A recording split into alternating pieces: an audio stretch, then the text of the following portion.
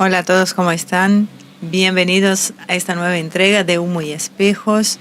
En el programa de hoy vamos a analizar un hecho que está generando intensos debates a nivel internacional, que es el uso por parte de Rusia de un misil balístico intercontinental en el conflicto de Ucrania. Más allá de la acción militar en sí, nos preguntamos, ¿qué significa esta maniobra? ¿Es un mensaje para Occidente, un ensayo tecnológico o una advertencia estratégica? Y así arrancamos el programa de hoy, invitándolos a acompañarnos en nuestras redes sociales como Asia TV Producción, Humo y Espejos.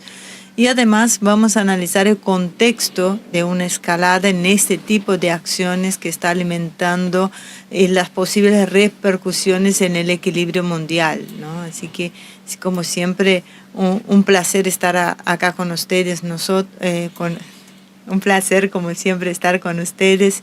Y bueno, para entender, como siempre, el trasfondo de esta situación, contamos con Marcelo Ramírez, que nos ayudará a desmenuzar los detalles técnicos del misil, su potencial impacto y lo que podría estar buscando Rusia a realizar ese tipo de pruebas en un escenario tan delicado.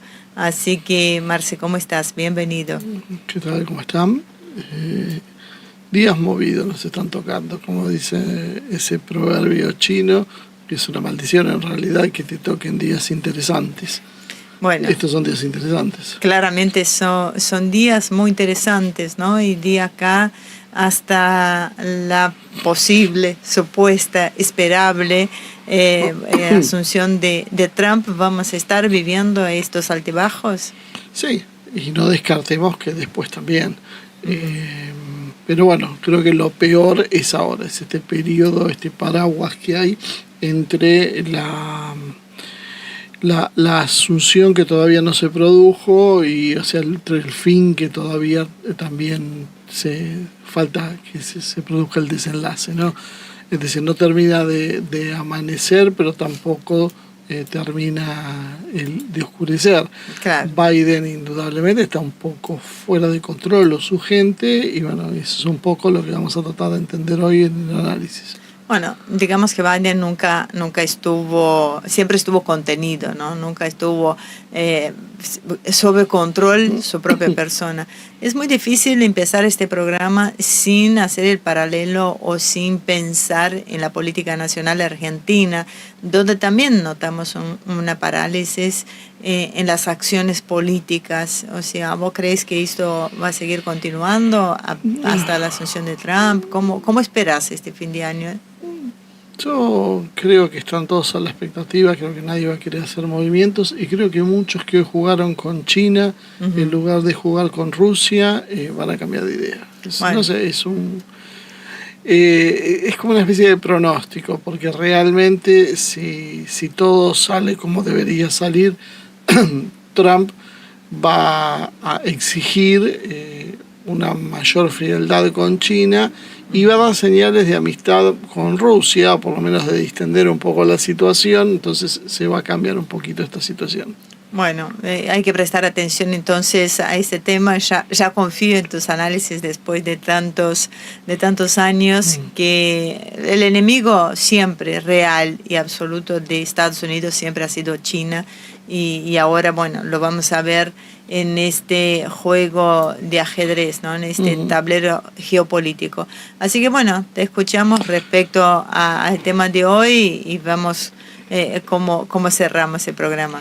Ok, vamos a arrancar entonces con esto. Ustedes habrán visto que la situación se ha transformado en algo, y podríamos decir, más que voluble, ¿no? Quienes se fueron a dormir se encuentran con una situación, quienes se levantan se encuentran con otra, y quienes se empiezan a informar a esta hora vuelve a tener variantes. Lo primero que pasó acá fue lo que informaron los medios occidentales, ¿no? Hubo un misil balístico intercontinental, decía The Guardian, decía la CNN, decía The Telegraph. Según la información, el misil había sido lanzado desde Astrakhan y informaban los ucranianos, y los medios occidentales por supuesto no dudaban, que era un RS-26 Rubés, que es un misil balístico intercontinental, ICBM, por las siglas en inglés, que se desarrolló en Rusia a partir de la década del 2010. Es un misil, como pueden ver, bastante moderno. Es una derivación del RC-24 YARS, que a veces confunden porque la OTAN tiene una denominación paralela. En este caso sería un SS-27 Mod 2. Sería el RS-24 YARS. Aunque hay diferencias importantes entre el Rubés y el YARS. El Rubés no tiene un nombre oficial todavía por la OTAN, lo están utilizando la denominación antigua del SS-27, y el nombre Rubés, o Rubesh en realidad, si uno lo lee en ruso, Rubiesh, sería frontera, límite, línea final.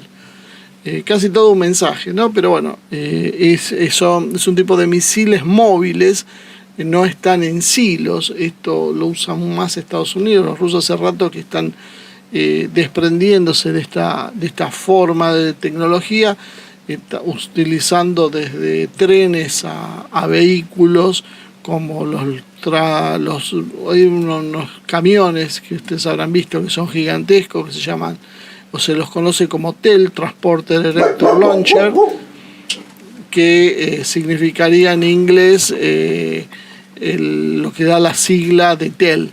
Esto implica tener mayor movilidad, mayor capacidad de despliegue y obviamente ser un blanco mucho más difícil para que pueda ser atacado en un golpe anticipatorio, ¿no? Las pruebas comenzaron entre el 2011 y el 2012. Es un misil R-26 que tiene entre 2.000 y 6.000 kilómetros de alcance, dependiendo de la configuración de la carga útil, ¿no? Y en realidad es un misil intermedio, podríamos decir. No es un misil de ataque intercontinental que tiene alcances de 10, 12, 14.000 kilómetros, pero tiene más que los ICBM convencionales o los misiles de alcance medio, podríamos decir, ¿no? Tiene o puede tener distintas configuraciones. Puede tener una ojiva nuclear múltiple o simple, depende. Si uno pone ojiva más grande, van teniendo menos cantidad, y son del tipo MIRV, o sea, son vehículos de reentrada independiente. Esto quiere decir que cuando se lanza el misil alcanza una altura desde la cual comienza a bajar y suelta las ojivas que buscan los blancos independientes, que pueden ser cercanos o no.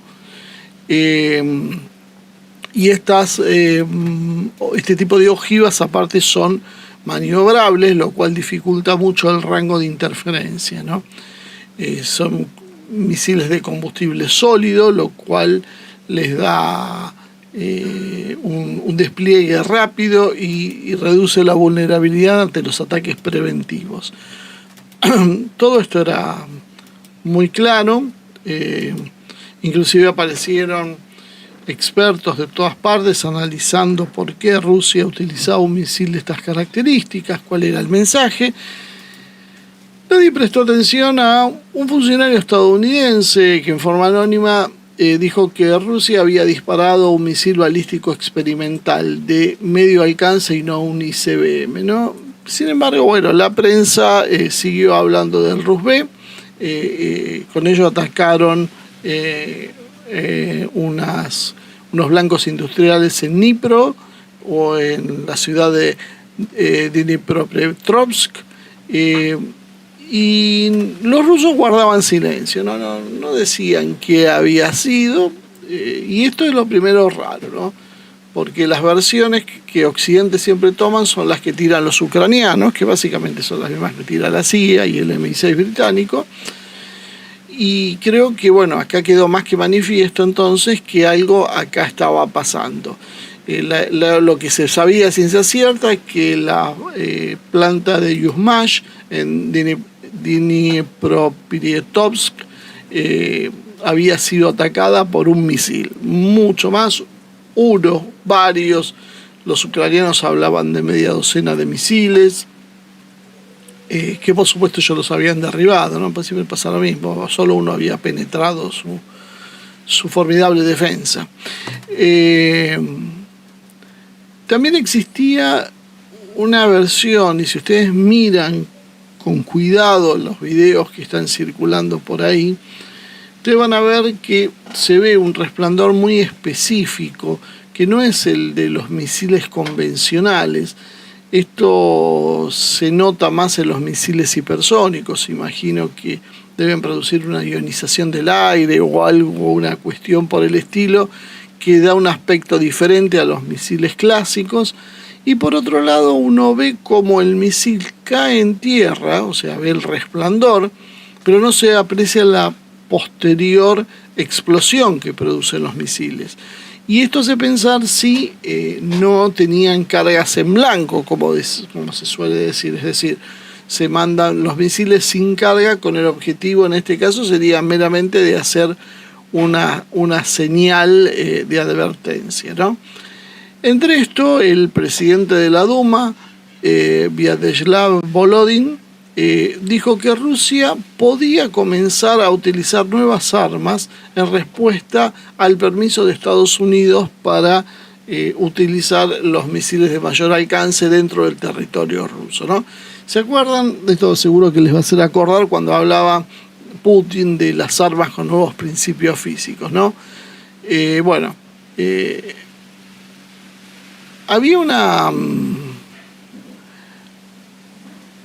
Hay una intención en Rusia de fortalecer el poder de ataque de las fuerzas de misiles no estratégicos, y para ello han buscado desarrollar misiles de alcance medio o intercontinental también, pero que lleven cargas explosivas de 5 toneladas para poder atacar vehículos, objetivos más duros, ¿no? También puede ser que los equipen con múltiples ojivas, en lugar de una tan grande, otras más pequeñas. Esto va a depender, como decíamos, de la configuración y de cuáles eran los objetivos para atacar las plantas industriales en una de las zonas que en la época soviética eran de las más desarrolladas en industria, ¿no? Dmitry Peskov, jefe de prensa de Kremlin, del servicio de prensa, cuando le preguntaron sobre qué había pasado, en realidad esquivó la pregunta y la remitió al Departamento de Defensa. Y en esto, finalmente empezó a hacerse la luz, ¿no?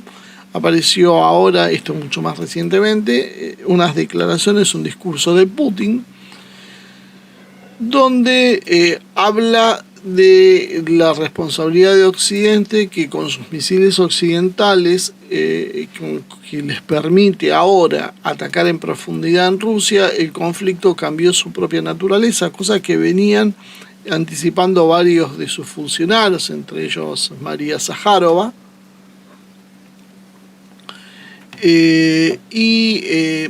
Después entonces de los ataques y de los Storm Shadow británicos que se utilizaron en las últimas horas por parte de Ucrania, Putin lo que mencionó es que el enfrentamiento adquirió un elemento de carácter global, y esto creo que es lo más importante, más que el propio misil, en lo cual mucha gente se ha focalizado, muchos medios se han focalizado. Lo más importante es que Rusia dice, a partir de ahora, esto cambió de naturaleza.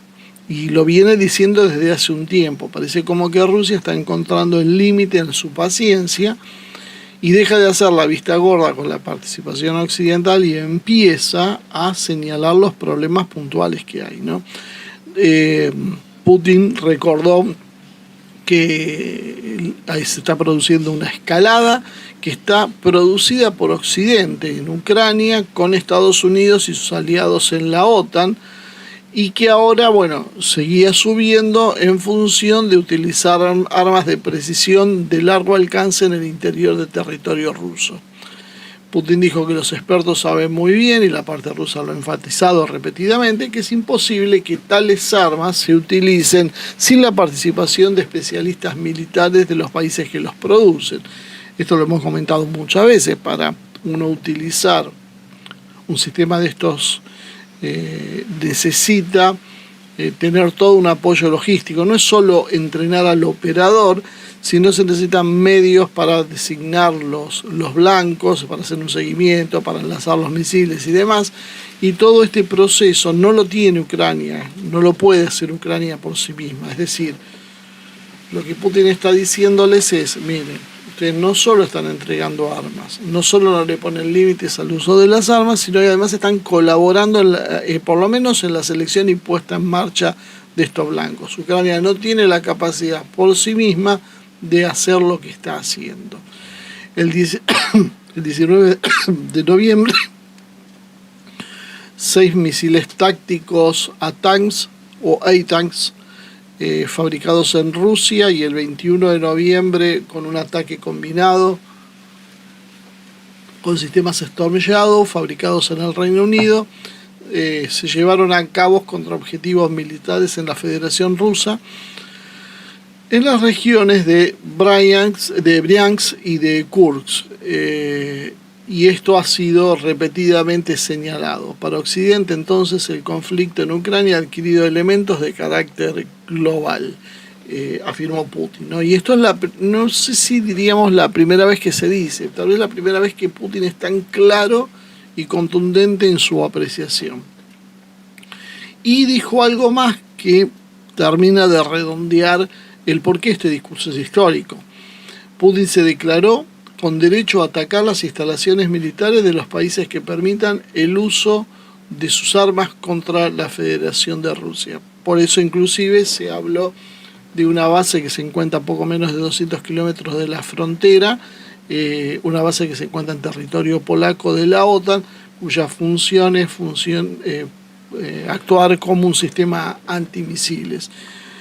Hoy en la guerra es muy difícil saber qué es defensivo y ofensivo, por lo menos en muchos aspectos. Un sistema antimisiles, diríamos, bueno, es un sistema evidentemente defensivo, porque se utiliza para defenderse de los ataques, sí, claro, pero eso es necesario también para un sistema ofensivo. O sea, yo ataco y para evitar la represalia necesito el sistema defensivo. Entonces no se puede tan fácilmente escindir esto en dos partes como muchos pretenden. Y Putin dijo: consideramos que tenemos derecho a utilizar nuestras armas contra objetivos militares de aquellos países que permiten que sus armas sean usados contra nuestros objetivos. Lo dijo en un mensaje el jueves, hoy. Hoy es jueves, ¿no? Sí. Y en caso de una escalada de acciones agresivas, también responderemos con decisión y en espejo.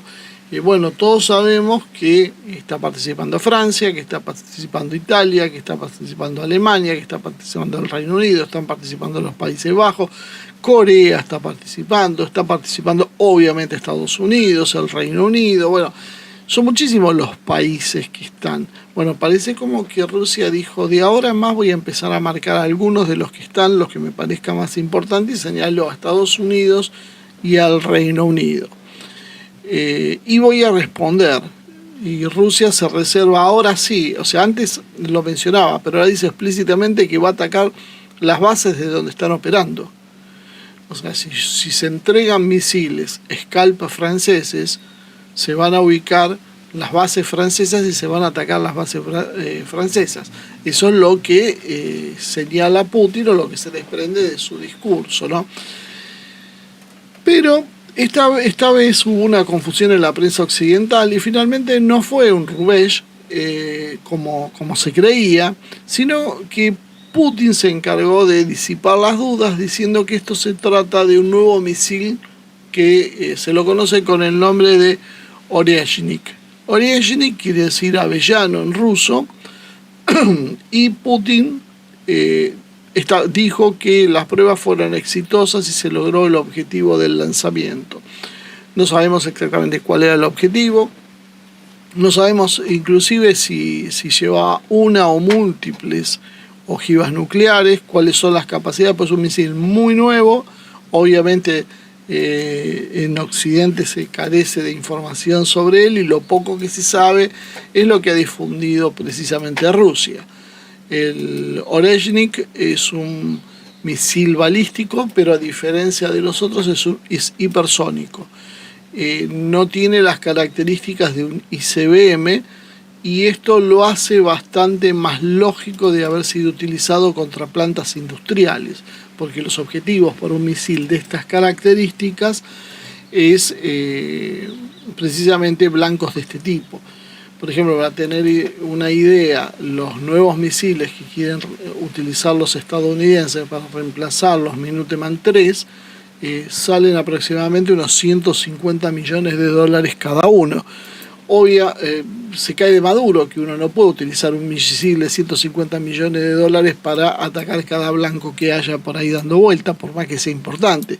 También la guerra tiene que tener en cuenta los costos y cierta proporcionalidad. Ni siquiera Estados Unidos, con su enorme presupuesto militar, podría darse el lujo de hacer ese tipo de ataques. Entonces hay diseños de misiles específicos para determinadas cosas. El Oreshnik viene a cubrir ese hueco y no debe tener seguramente los sistemas que tienen los ICBM normales, pero a la vez también tiene la característica de ser hipersónico, alcanza velocidades de Mach 10, que son aproximadamente unos 12.250 kilómetros por hora, según ya les digo, informan las autoridades rusas. También es un sistema de combustible sólido, lo que le da una gran velocidad de despliegue y lo hace mucho menos vulnerable a los ataques preventivos, ¿no? La carga útil no ha sido definida, no sabemos exactamente cuál es la capacidad que tiene de transporte. Los rusos estaban muy impresionados con algunos misiles norcoreanos que podían tener cargas hasta de 4,5 toneladas. No sería de extrañar que este sea un misil que pueda tener una carga más alta de las convencionales, ¿no? Pero realmente no lo sabemos. Sabemos que está montado también en un camión TEL, como habíamos dicho antes, esos camiones móviles que le dan movilidad y también les permiten tener mayor alcance de despliegue con más facilidad, ¿no? No tenemos demasiadas más informaciones sobre lo que es un Oreshnik, pero lo vemos por primera vez en acción. Rusia tal vez ha dicho, bueno, es un buen momento para probarlo, porque una cosa es fabricar un arma y otra cosa es testearla en combate.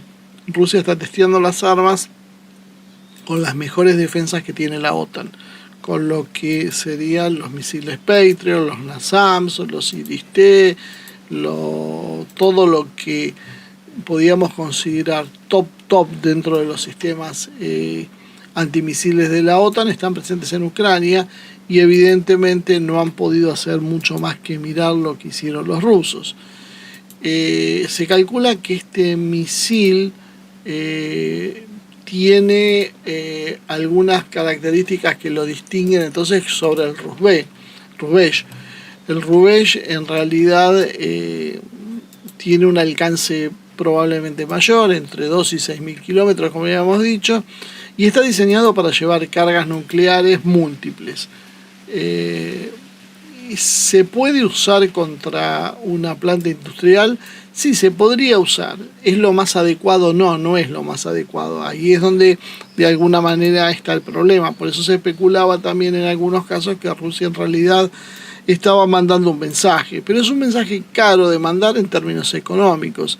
Tal vez Rusia lo que decidió es mandar un mensaje también, no tan caro, y mostrando que, bueno, como en su momento ustedes no creyeron en el Zircon y no creyeron en el Kinjal, bueno, ahora vamos con el Oreshnik y van a poder comprobar por sí mismo, bueno, la variedad de armas de alcance y precisión que tenemos, ¿no? El Oreshnik tiene la característica de los misiles hipersónicos actuales que fabrica Rusia, altísima velocidad y mucha precisión. Podríamos decir que que era el más adecuado entonces para este uso, y además no daría las implicaciones psicológicas, podríamos decir, de usar un Rubesh, o sea, usar un misil de tipo ICBM para una cuestión así. Algunos interpretan en Rusia misma, ¿no?, que podía ser un mensaje demasiado fuerte para la etapa actual. Sí, eso obviamente una advertencia, sobre todo por el marco de situación en que se está dando, ¿no?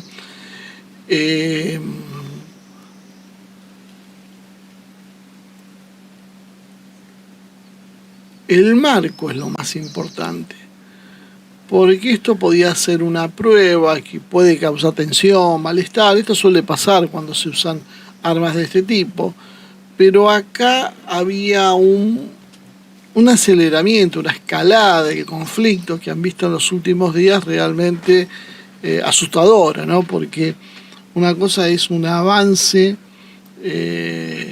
natural, y otra cosa es esto que está teniendo una proyección extremadamente alta. El ministro de Asuntos Exteriores de Estonia dijo hace un par de días que los miembros del bloque, refiriéndose a la OTAN, deben estar preparados para poner las botas en el terreno en Ucrania. La propuesta de Estonia entonces es desplegar tropas de la OTAN en Ucrania en caso de que el presidente Donald Trump de Estados Unidos, presidente electo, negocie un acuerdo de paz. Esto lo dijo María Zaharova, y lo explicó, que Rusia lo entiende como un llamado de hecho, de facto, a la guerra con Moscú. Porque ¿cuál es la interpretación que se le puede dar? Decir que se tienen que mandar soldados al territorio ucraniano si Estados Unidos decide negociar un acuerdo de paz. Este ala radical que existe, que uno lo marca como globalista o al servicio del globalismo, realmente es asustador, porque es absolutamente demencial para Estonia y para el grupo de países que lo acompañan en esta posición tan radicalizada, la idea de enfrentar a Rusia solos y sin el apoyo de Estados Unidos. Es una cuestión que carece de sentido común. Pero bueno, esto es lo que están haciendo, y esto es el marco en el que se da esta advertencia, podríamos decir, de Rusia, con un misil hipersónico, pero que además Rusia no se encargó de aclarar rápidamente, no, este es un misil hipersónico y no es un ICBM. Dejó transcurrir algunas horas, y esto de alguna manera tiene que ver con cierta acción psicológica. Zaharova se refería a las declaraciones de Margus Tsankna, que es el ministro de Asuntos Exteriores de este país tan pequeño como es Estonia, que a principios de la semana había dicho en una reunión de la Unión Europea que había que intervenir y desplegar tropas, y Washington se negaba a participar, a desplegar su ejército en Ucrania, ¿no? Zaharova calificó a los estados bálticos como el ala radical del Atlántico Norte. Este ministro lo dijo en una nota al Financial Times el miércoles, hablando sobre lo que deberían hacer los miembros europeos de la OTAN, y que debían, a juicio de él, como decíamos, desplegar tropas en Ucrania si la administración de Trump negociaba un acuerdo de paz. Fíjense en qué posición lo van poniendo a Trump antes de asumir, como que no es tan fácil ganar una elección y gobernar. Esto es un mensaje para aquellos que creen que todo es democracia, se vota y nada más. O sea, se vota y se elige un presidente, y ese presidente tiene infinidad de condicionamientos que lo estamos viendo ahora, y que muestran la locura de algunos personajes que son muy serviles con los Estados Unidos, pero que ahora empiezan a desafiar a su presidente, algo parecido a lo que ya habían hecho en el 2016 cuando ganó las elecciones Trump. ¿Por qué sucede esto? Porque en realidad ni siquiera son serviles con Estados Unidos, son serviles con un sector de Estados Unidos que es el sector globalista, que es el más radicalizado y que utiliza a esta gente como ariete, dado que en general son productos de su propia radicalización, son gente que ellos han encumbrado, han llevado al poder en distintos países y que hoy responden ciegamente a lo que este sector quiere. Sin Estados Unidos es imposible, y entonces estamos hablando de cualquier forma de garantías en el sentido de las tropas sobre el terreno. ¿Qué quiso decir? Queda medio extraño, pero después agregó que sería esencial que Francia y Alemania se sumaran a la misión. La misión, les recuerdo, es ir a mandar tropas a combatir con Rusia en Ucrania, mientras que Gran Bretaña, un aliado no perteneciente a la Unión Europea, tendría la oportunidad de liderar este movimiento. O sea, fíjense el delirio de los países bálticos, como es el caso de Estonia, de uno de los países bálticos, llamando a que se sume Francia y Alemania, y todos bajo el liderazgo del Reino Unido. Y esto también habla mucho sobre, bueno, la posición del Reino Unido y de los Estados Unidos, ¿no? Las diferencias que yo siempre menciono. A ver, recuerden que hace un tiempo que vengo mencionándoles que cada vez que Estados Unidos de alguna manera intenta desacelerar el conflicto, el Reino Unido se preocupa por atizarlo. Lo más claro fueron esas acciones de Boris Johnson, no sé si, imagino que todos recuerdan, cuando bajó a Kiev a decirle a Zelensky que no haga nada y que con eso funcionaría bien.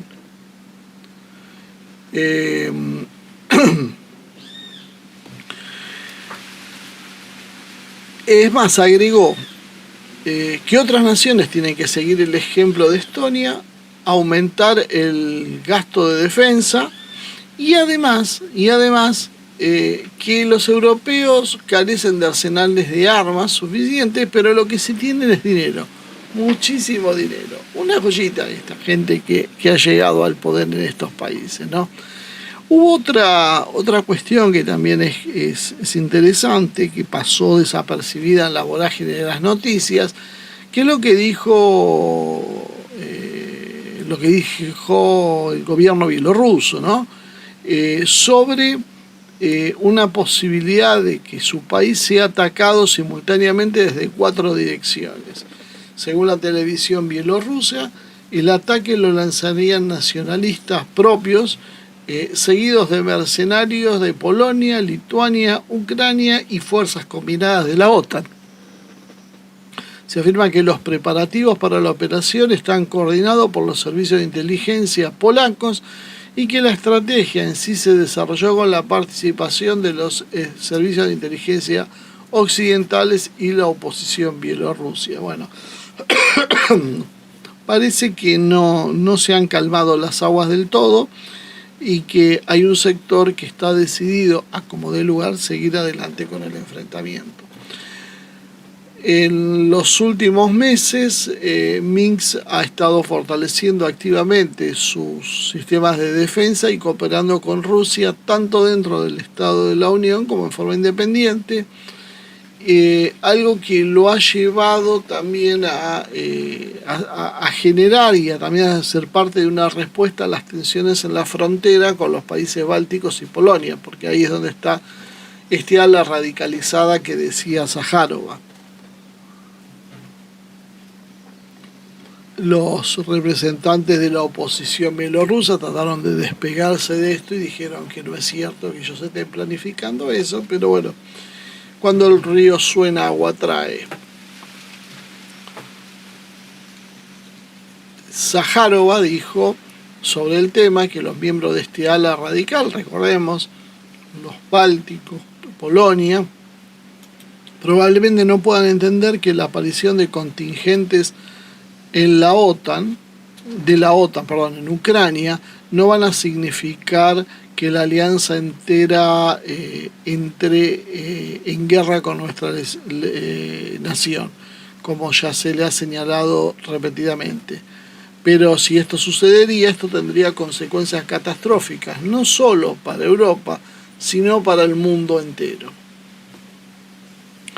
Mientras tanto, un contraalmirante estadounidense, Thomas Buchanan, dijo que Estados Unidos está dispuesto a utilizar armas nucleares si es necesario, pero solo lo harían en términos que sean aceptables para el país y sus intereses. Thomas Buchanan es el portavoz del Comando Estratégico de Estados Unidos, STRATCOM. Esto lo dijo en el evento Project Atom 2024 en el Centro de Estudios Estratégicos e Internacionales el miércoles. Y agregó que tales condiciones implican que Estados Unidos seguirá liderando el mundo. Bueno, la capacidad de abstracción de esta gente es asombrosa. Este almirante dijo que en caso de un posible intercambio nuclear, Estados Unidos buscaría mantener una parte de su arsenal, tal vez sea la parte más interesante de lo que dijo, para continuar con la disuasión. Tendríamos que tener capacidad de reserva, no gastaríamos nuestros recursos para ganar, ¿verdad? Porque entonces no tendríamos nada que nos impidiera hacerlo en ese momento. O sea, básicamente la idea es, y esto ya alguna vez lo analizamos cuando hablamos de una posible guerra nuclear, es que hay una hipótesis que dice que una guerra nuclear se daría de forma violenta y rápida, pero lo que iba a terminar pesando es que aún con los miles de armas nucleares que hay en juego y que puedan llegar a destino, no serían suficientes para efectivamente acabar con la totalidad de países tan grandes como Estados Unidos, Rusia o China. Por lo tanto, una vez vaciada los arsenales nucleares, una vez que se utilizan las armas nucleares y que lleva tiempo, por supuesto, construir nuevas, bueno, una vez que eso suceda, la guerra continuaría, pero esta vez con métodos convencionales. Entonces yo imagino que se refieren a eso. No utilizar todas las armas nucleares, sino guardarse una reserva para que después puedan disponer de armas nucleares cuando tal vez otros ya no lo tengan. Curiosamente, mientras tanto, agregó que Estados Unidos no quiere estar en un entorno en que se produzcan intercambios de ataques nucleares y busca evitar cualquier escenario de este tipo. Bueno, uno imagina que debería ser así. El almirante instó a continuar el diálogo con Rusia, China y Corea del Norte para reducir el conflicto nuclear y agregó que las armas nucleares son armas políticas. Bueno, estamos al borde de la locura, que esto se está poniendo altamente peligroso,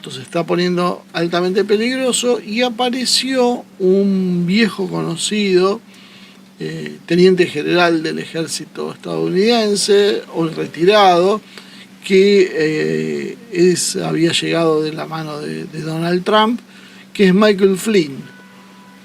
Flynn le pidió a la vicepresidenta Kamala Harris que invoque la enmienda 25 y que evite que el presidente Joe Biden camine dormido, según la traducción. Es un juego de palabras que hacen con el Sleepy Joe que utiliza Trump, o sea, el dormido Joe sería. Que camine dormido hacia una tercera guerra mundial, después de permitir que Ucrania usara los sistemas de misiles ATACMS para atacar profundamente el territorio ruso, ¿no? Esto es altamente complicado y yo creo que demuestra lo que está, ¿no? Si ustedes hacen un poco de memoria, creo que nadie ha escuchado hablar tanto de guerras nucleares, ataques y misiles nucleares, creo que en la historia del mundo. No creo que ni siquiera en las peores etapas de la Guerra Fría se hablaba tanto de este tema como es ahora. Básicamente el tema ya se ha normalizado y tampoco uno recuerda que haya muchos oficiales, altos oficiales, que sacan a advertir que hay que sacar al presidente porque es una locura lo que este hombre está haciendo. Y la verdad tiene razón. Y acá son esas cuestiones que uno diría, bueno, a ver, pongámonos a pensar un poquitito. ¿Qué es más importante? ¿La democracia? ¿El respetar el mandato? ¿O el no ir a una guerra termonuclear que arrastre a la humanidad? Porque eso es en definitiva lo que se está planteando, ¿no? O sea, como Biden fue votado en circunstancias que, bueno, no vamos a considerar ahora, ni tampoco sus problemas mentales. Aún así debemos mantener el sistema para que no se produzca una ruptura democrática, y eso sería la peor de las amenazas, o sería mejor eso a ir hacia una tercera guerra mundial, como dice Flynn.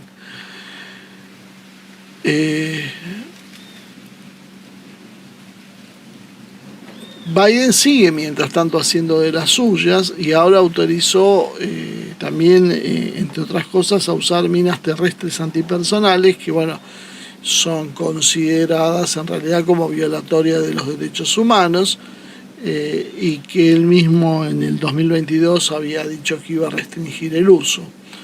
Por todo esto es que Flynn dice que la actual Cámara de Representantes debe acusar a Biden, o sea, en un juicio político, por poner en peligro a los Estados Unidos. Fíjense que muy de la mentalidad de Estados Unidos, ¿no?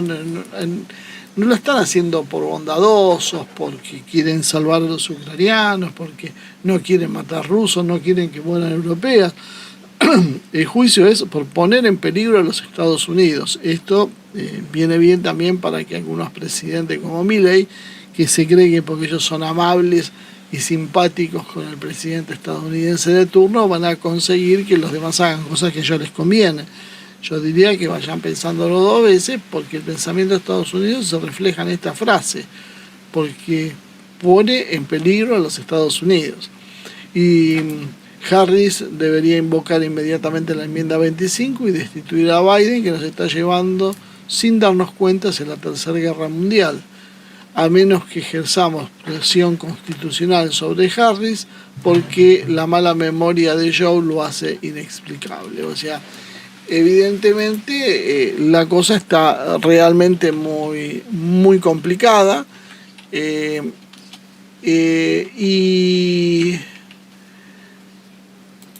y es ya más que notorio lo que está sucediendo, ¿no? Muy poca gente, algunos fanáticos pueden seguir hablando de la democracia en Estados Unidos y el país de la libertad y esa tontería. La realidad ve las cosas ya de otra manera, ¿no? Flynn pide además que se activen y que revelen las identidades de los agentes del Estado profundo que mueven los hilos de la presidencia, instando a Biden a actuar impunemente. Empieza como una especie de cacería de brujas de ambos lados, ¿no?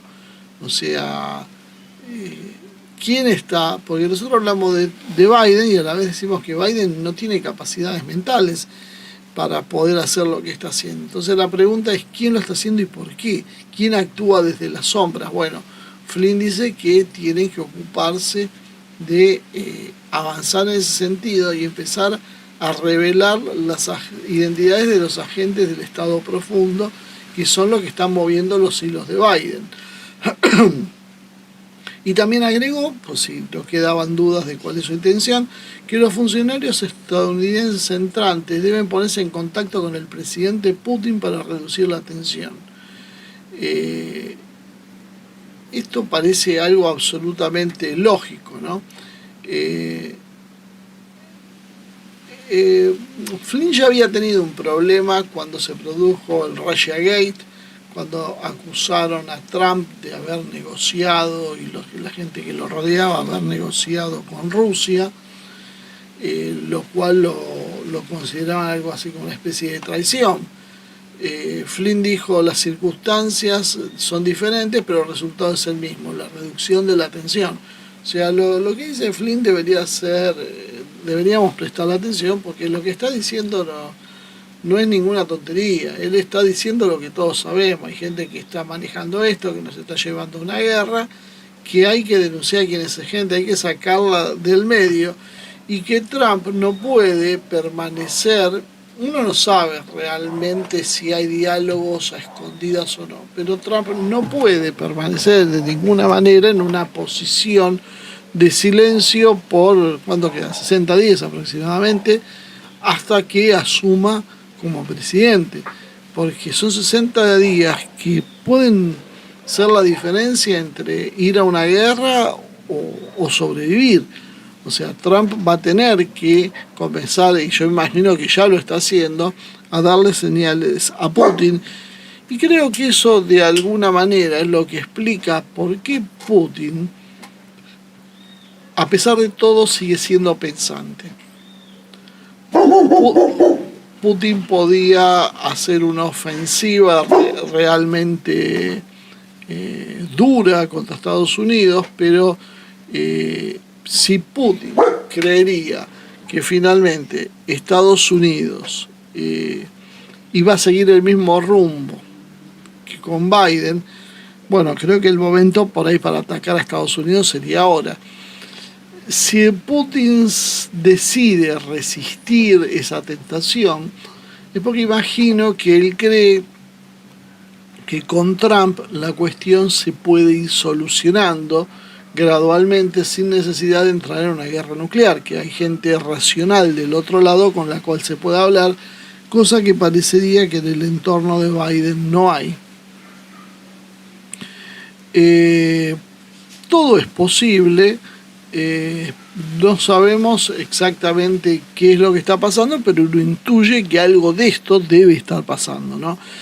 Uno intuye que tiene que haber conversaciones realmente fluidas, porque evidentemente se está acelerando el proceso y este periodo ventana va a ser el más delicado que nos podamos imaginar. No había que ser un genio para saberlo. Nosotros desde el año pasado venimos advirtiendo que este año iba a ser muy complicado y que el segundo semestre iba a ser el más complicado. Y que el globalismo difícilmente se quede con los brazos cruzados hasta que llegue la instancia de entregar el poder y resignarse. Parecería algo bastante complicado. Entonces, la posición de Trump tiene múltiples interpretaciones, ¿no? Algunos dicen que intenta mantener influencia en ambos lados del conflicto y por eso actúa como actúa. Y que baraja la posibilidad de que si Moscú no acepta los términos propuestos por el acuerdo de paz, que un acuerdo de paz que, dicho sea de paso, tampoco tenemos constancia de que sea de Trump. Es un acuerdo que hay que tener mucho cuidado ahora con ver qué dice y quién dice cada cosa, porque se tiran las versiones, e indudablemente como el globalismo cuenta con los medios más grandes del mundo, con la dudosa credibilidad para nosotros, pero con la gran credibilidad para mucha gente, largar algo en el Financial Times, en el New York Times, en el Washington Post, lo hace muy creíble de por sí. Entonces, acuerdos de paz, nombramientos y demás suelen ser operaciones políticas para producir efectos y no necesariamente son cosas que son de verdad. Ojo con esta historia porque es algo que se utiliza mucho, ¿no? Y bueno, decía que si no aceptan los acuerdos de paz, Trump, según esta gente, podía mantener la autorización que dio Biden para usar las armas en profundidad. Si Ucrania se niega a establecer las negociaciones de paz bajo los conceptos que el propio Trump le fijaría, se quedaría sin armas. Entonces, en definitiva, estaría jugando a dos puntas. Otros creen que en realidad la idea de este misil y este ataque de Rusia, y yo agregaría algunas cosas de mi parte, el endurecimiento del discurso de Rusia apunta a generar un convencimiento en Trump de, bueno, sacrifiquemos de una buena vez Ucrania y salvemos a los propios Estados Unidos. Porque en definitiva los que hablan de presionar a Moscú tienen que saber que si en Rusia la decisión está, no se puede presionar a Moscú, hay que negociar algo que sea favorable y ya está bastante claro qué es lo que quiere Moscú. lo que vivimos entonces es una guerra informativa que hace empalidecer en la comparación a cualquiera de las cosas que ya hemos visto hasta el momento. Esto es algo que no conozco muchos antecedentes, porque es constante las operaciones de prensa de ambos sectores, pero básicamente sobre todo el globalismo. De los tres sectores, podríamos decir. En pugna, pero el globalismo es el que lo hace con mayor intensidad, ¿no? En definitiva no sabemos si la verdad es así o no. Entonces las preguntas son, no tienen mucha respuesta. O sea, ¿qué buscó Rusia con esto? ¿Mandar un mensaje? ¿Esa fue la idea de ese misil y dejar trascender todo esto? No necesariamente mandar un mensaje, sino simplemente hacer una advertencia. Ojo que nosotros podemos hacer esto. Esto es un misil que mañana puede tener ojivas nucleares y en vez de caer en una sociedad del Dnipro, podía haber caído en el río Potomac o podía haber caído en Londres. O también puede ser simplemente algo que se dio porque Rusia decidió testear en la guerra una de las nuevas armas, y bueno, de acá en más el miedo, el nerviosismo, la desinformación, la propia guerra llevó a pensar y a magnificar el evento más allá de las intenciones iniciales de Rusia. Y lo último, ya con lo cual vamos terminando, es pensar qué está pasando en Estados Unidos, ¿no? Porque hay quienes dicen que en realidad esto está sonando ya feo internamente, ¿no? Una de las posibilidades es desatar una guerra antes de que llegue Trump, porque Trump en 24 horas la termina, según dicen. Entonces, la idea es aquellos que son más apocalípticos, que quieren la guerra finalmente a cualquier costo y que quieren rediseñar el mundo con 1.000 millones de personas, dicen es ahora o nunca. O simplemente van a hacer un juego político más clásico, que es enrarecer todo el clima político para que Trump no consiga moverse con facilidad, que no consiga poner en desarrollo su plan económico, desgastarlo y después buscar retomar el poder. Hay movimientos en el área económica que hacen prever también que no va a estar fácil la cuestión con Trump.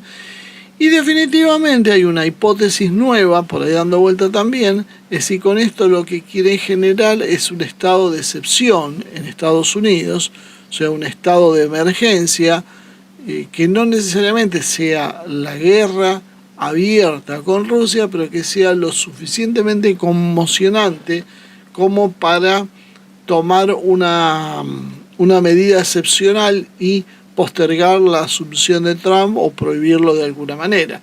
Esto puede parecer una locura, pero hay gente que lo está planteando y cuando se les responde que esto es una tontería, que cómo alguien va a poder pensar eso, hay que ser muy idiota para creer que esta es la solución, dicen que precisamente con Biden no se han visto exactamente grandes razonamientos y más bien se asemejan a esta cuestión, a ser bastante idiotas.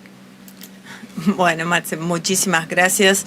Claramente el lanzamiento de este misil es un recordatorio del complejo entramado, ¿no?, de intereses y tensiones que caracteriza el panorama internacional actual. Estas acciones que podríamos hablar de reacciones de Rusia, Estados Unidos, sus aliados, claramente van a definir el curso de los próximos meses, ¿no? Así que muchísimas gracias a vos y a todos ustedes que nos acompañan siempre.